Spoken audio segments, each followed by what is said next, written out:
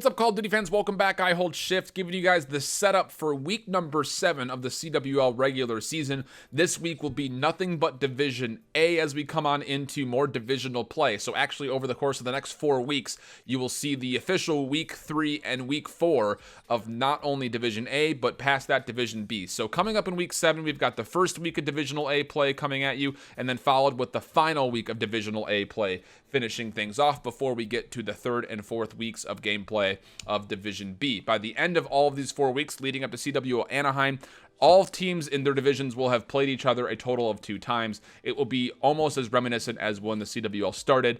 Again, 2 weeks of A, 2 weeks of B, Anaheim, cross-divisional, finals. We're almost to the end. You can almost feel it coming. Can you feel it coming in the air tonight? Here we go, though. Let's go ahead and dig into what the standings have been in the past. Again, keep in mind that as we look at these CWL regular season standings, they are just that, regular season standings. So these win-loss ratios do not kind of mimic or echo on what has been the performances of these teams, not only at London, but also what they were able to do at Fort Worth. So starting things off in Division A, we've got Gen.G up top on the division at a 9-2 scoreline, a tie at 7-4. Midnight, again, remember they had a very good start to the regular season before they completely swapped up that roster. OpTic just below them at also 7-4. We've got a 2-way tie at 5-6. FaZe Clan, who has taken over the red reserve slot, will retain their win-loss ratio as they come in and have bought over their spot. Luminosity also in the mix. Another tie at 4-7 between UYU and Reciprocity, and then Evil Geniuses, unfortunately, bringing up the rear at 2-9. Even though we won't see them for 2 weeks, let's just remind you what Division B looked like in the regular season. A 3-way tie up top with 100 Thieves, Heretics, and E United. The tiebreakers would go in that order.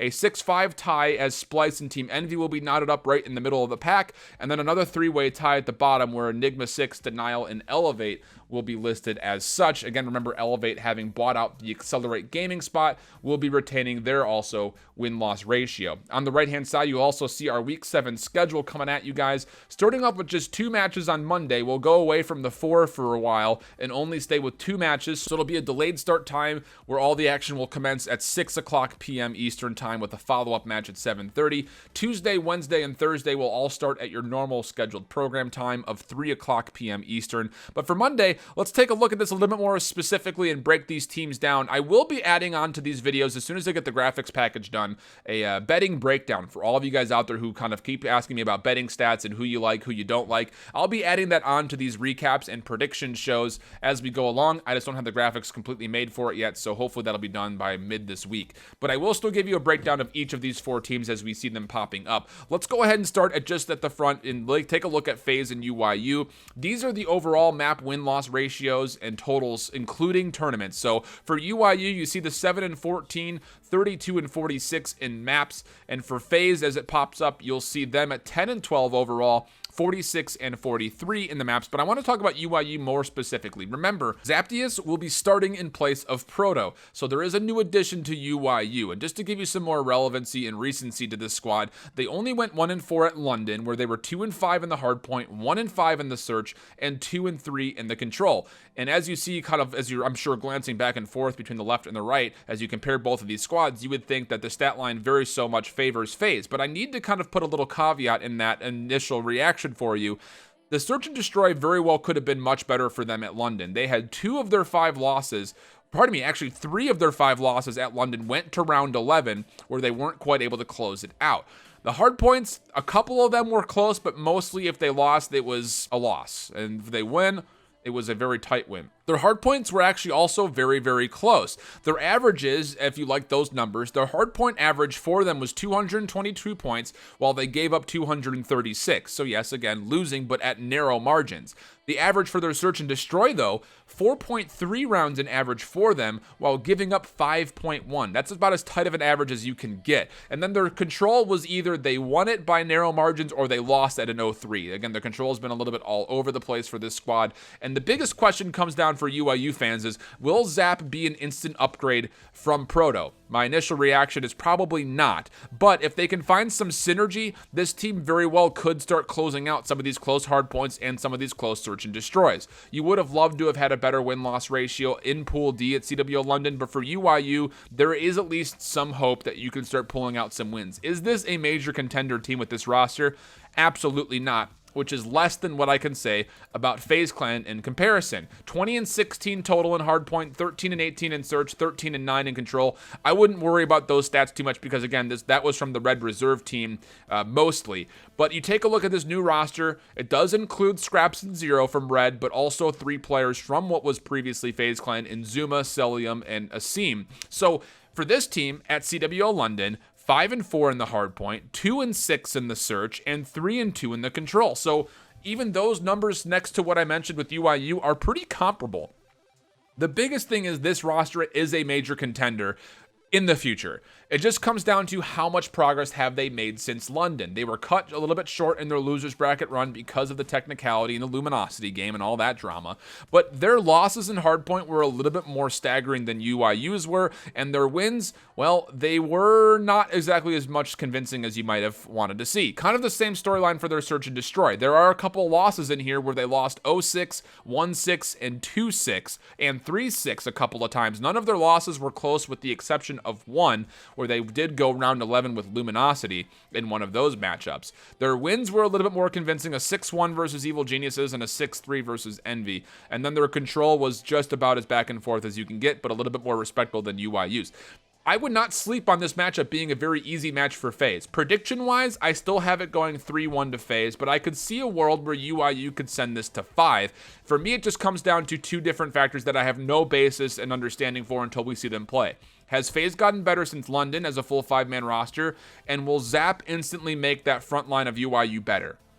If both answers are no, this could go 5. If both answers are yes, this could go 5. If one were to be no and one be yes, it could either be a 3-0 for FaZe, or we might even see an underdog potential here for UYU to take it. I think that's pretty unlikely. My bet would still be on FaZe Clan to take this matchup at about a 3-1 scoreline.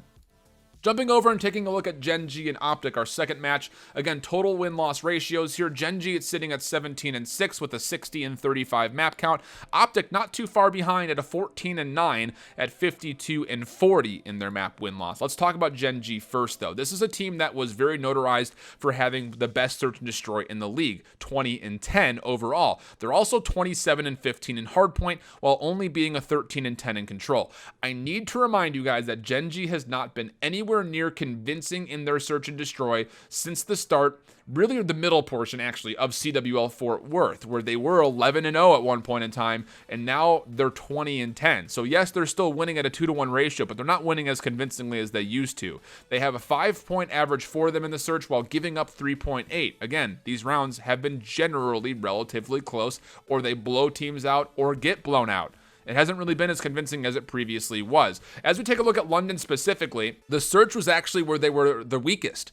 4-3 overall in map win losses on search and destroy, but they were really good at hardpoint and really good at control. 7-2 in the hardpoint, 4-2 in the control. And the biggest thing is their search and destroy has notably been much better in Columbus playing in the Pro League regular season than it has been at events. They were also 4-6 in search and destroy at Fort Worth. So again, not holding a very good total, but their hardpoint has been consistent everywhere and their control has been getting better. And that's why this team really scares me going up into this matchup versus OpTic, because they could potentially make some big waves and potentially blow them out. We did not see these two teams play at London, but Gen.G currently holds the tilt, a 2-0 against OpTic in the past. 6-4 were the map totals between those two, so 3-2s in both instances. They both went to game 5. Looking at the OpTic team more specifically, you see them sitting at a 21-16 hardpoint, good, 19-13 in the search and destroy, better, and then just 12-11 in control. But here's the good news for OpTic fans.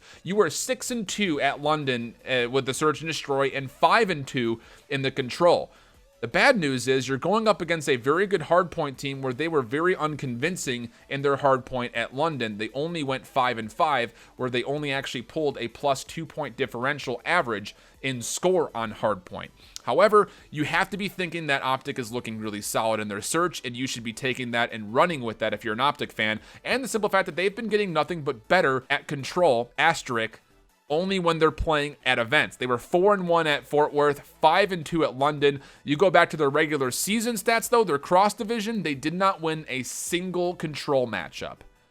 That was against Enigma 6, former Denial, and then Splice and 100 Thieves. So big kind of question mark moments there for OpTic. Will they be able to have that control completely ironed out? We thought that might be the case after Fort Worth. It ended up not being the case in the cross division. And that's kind of what I have as far as the linchpin for this matchup is who takes the control. Gen.G routinely has been more consistent, but that consistency has again come at just about a 60-40 win-loss ratio on control in total. The biggest thing for me is, will Gen.G be better at search in Columbus than they have been at major events? I actually have this one prediction-wise going 3-1 for Gen.G. It, for me, just comes down to what the map order is. It either is a 3-1 or another 3-2, but I have Gen.G winning this one because they are the better hardpoint team, and I don't see them being as mediocre at search and destroy as they had in the past. For me, it just comes down to who wins the control, and based on the map pools alone, I think that the map pool and the control would favor that of Gen.G than it would to OpTic, so that's why I have that one going 3-1 for Gen.G. I know Greenwall fans, you're not going to like me for saying that, but that's just the way I have it. So I'm sorry if I disappointed you. Feel free to come back tomorrow if I'm wrong and slaughter me in the comments. I would actually love to see that. Speaking of, I will be doing daily recaps and predictions like this for every single day. So we'll recap day 1 and predict day 2 in a video tomorrow, and then the same for day 2 and day 3, and then day 3 and day 4, and then a full week wrap up as well. So if you're not already subscribed to the channel, make sure you hit the subscription button and make sure you ring the bell if you want to get notifications. And when my videos do pop up, I try to get them up around the same time every single day. So hopefully I'll be able to give you guys your recap and your predictions in ample time before the games start. Until tomorrow, though, hope you guys keep holding it down. Later. Bye-bye.